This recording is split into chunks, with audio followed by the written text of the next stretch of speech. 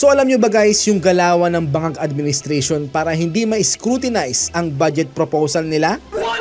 Aba, 15 minutes lang yung budget hearing nila, approve na agad ah. Hello mga kabayans, what's up? This is Mr. Rio once again. So sa last video ko pinag-usapan natin ng isang congressman na kulang sa ligo. Imagine mas mabaho pa pala ang kanyang tinatago kumpara sa issue ni VP Sara. Imagine ang mga buwayang to, ang ninanakaw nila ay bilyon-bilyon. Grabe no? Mga walang hiya talaga. So yan po ang katibayan na sobrang talamak na naman po ng korupsyon sa ating bayan. Yan na po ang estado ng ating mga buhay sa bagong Pilipinas ni Bangag. So nagkaroon daw po guys ng free concert si Bangag sa 107th birthday ni Marcos Sr. Kowa, paki-audit naman kung saan niya kinuha ang pampa-concert niya. Ha? Saan kaya nanggaling yung pinangbayad niya sa mga artist na yan, no? Kasi imposible pong free yan. Asa naman kayo? Tingin nyo magkasayang ng oras yung mga artist na yan kung hindi nyo sila binayaran? Asa pa kayo? Ano yun, kawang gawa ng mga artist na yan? Imposible yun, di ba? Tama. So andyan guys si Pops Fernandez, Angeline Quinto, ang banda ni Nina, Joseph Marco, Kelvin Miranda, Martin Rivera, Daryl Ong, and Rocksteady. Si Francine Diaz daw nag-pull out sa concert na yan. Baka nahiya dahil sa pinagagawa ng basurang administrasyon na to. Kaya baka daw siya mabash at mapahiya.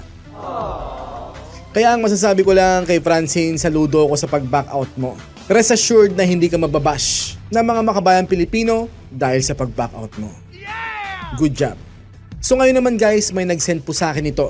Piniem po sa akin sa page ko. Ang sabi po na nag-post nito is sa ngalan daw ng pera, kinain daw ng mga to. Ang sigaw nila noon na Marcos magnanakaw daw at Marcos diktador. Di ba daw mga alipores daw itong mga to ni Leni Robredo noon? Ngayon daw sa ngalan ng salapi, nilulunok na daw nila ang mga sinisigaw nila noon sa mga Marcoses. Ayon po yan sa netizen na nag-post nito. Ngayon tinanong po ako nung nag-send sa akin ng screenshot niyan kung totoo ba daw yan na sinabi ng mga artist na to yung sinasabi nung nag-post na Marcos magnanakaw at Marcos diktador daw. So nag-check po tayo. Finact-check po natin yan, nag-research po ang inyong lingkod at wala po akong natagpuan. Si Pops Fernandez guys, nag-perform po yan sa meeting de avance ni Bangag noon at pati rin po si Daryl Ong. Si Martin Rivera, iniimbitahan talaga yan ni Bangag sa mga pa-concert niya kaya di pwedeng maging anti-Marcos yan. Sina Angelica Quinto, Nina, Joseph Marco, Kelvin Miranda at Rocksteady, wala rin akong nakitang post or videos na sinisigaw nila ang sinabi nung nag-post na Marcos magnanakaw at Marcos diktador daw. So meaning misinformation po ang post na to. May ma-post lang yung nag-post niyan. Kaya po ingat-ingat po sa mga nababasa yung post na mga kung sino-sino lang dyan. Dahil baka mamaya fake news pala yan. Tama. Nako. Kaya may kasabihan guys na think before you click. Akin naman po, think before you believe. Real talk. Okay ba mga idol? So alam nyo ba guys yung galawan ng Bangag Administration para hindi ma-scrutinize ang budget proposal nila? Aba, 15 minutes lang yung budget hearing nila, approve na agad ah. No questions asked.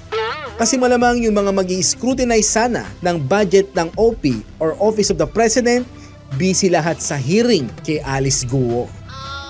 Imagine that? Sinabay po nila sa hearing nung Monday kay Alice Guo ang budget hearing for the Office of the President. Eh di approve agad, di ba? Wala nang paligoy-ligoy pa o patumpik-tumpik pa, approve agad ng mga alagad niyang buwaboy. Di ba ang cute? So ganyan sa Bangag Administration guys, kapag di ka nakasama sa corruption activity ng Buwaboys Club nila, ikaw ay gigipitin at iipitin nila ang budget ng inyong opisina. Gaya ng ginagawa nila sa budget hearing ni VP Sara. Diba?